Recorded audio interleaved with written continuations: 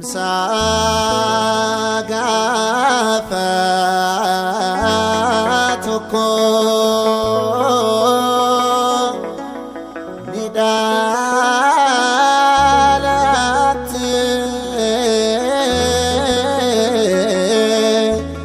ati Waaqayyo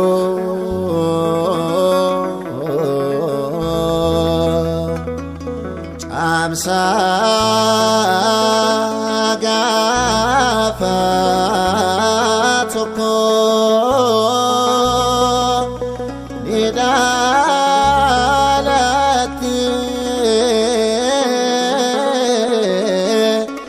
ati Waaqayyo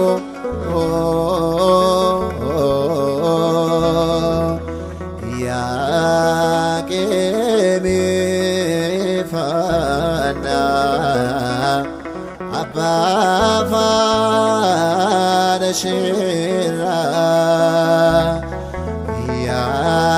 Yakemi Fana Abba Fana Shira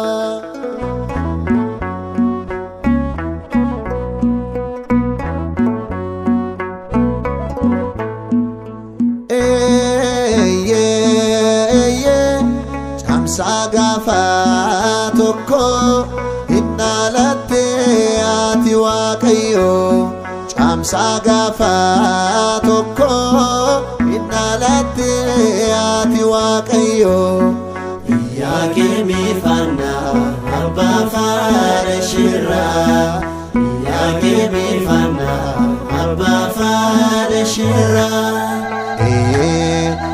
Yakemi Fana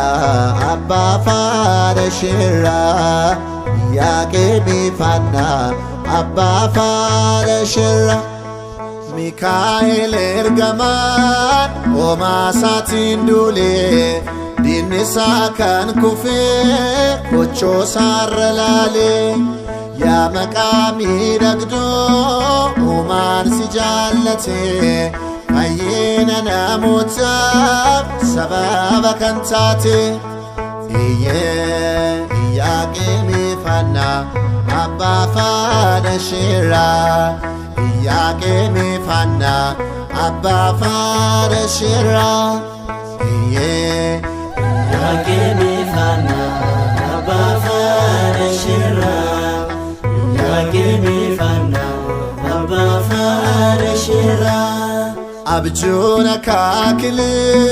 Ante taf bedrika Nalota jaffa Kan mulate maka Radibbi famton Addesa kandise Addesi chakisa Adun chalakise Yakemi Fana Abba Fana Shira Yakemi Fana Abba Fana Shira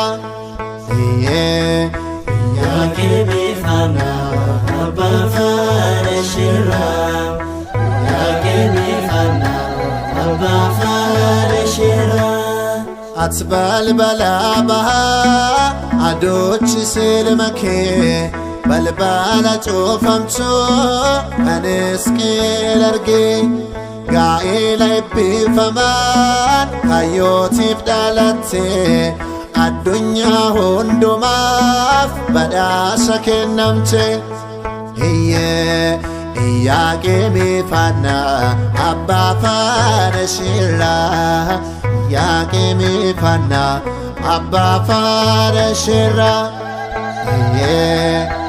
Yakemi Fana Abba Fana Shira Yakemi Fana Abba Fana Shira Ifaan guutamera garri Libaanosi Iftiitoo dhalate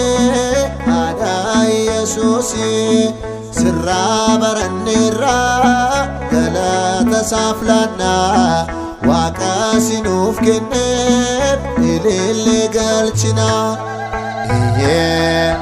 Yakemi Fana Abba Fana Shira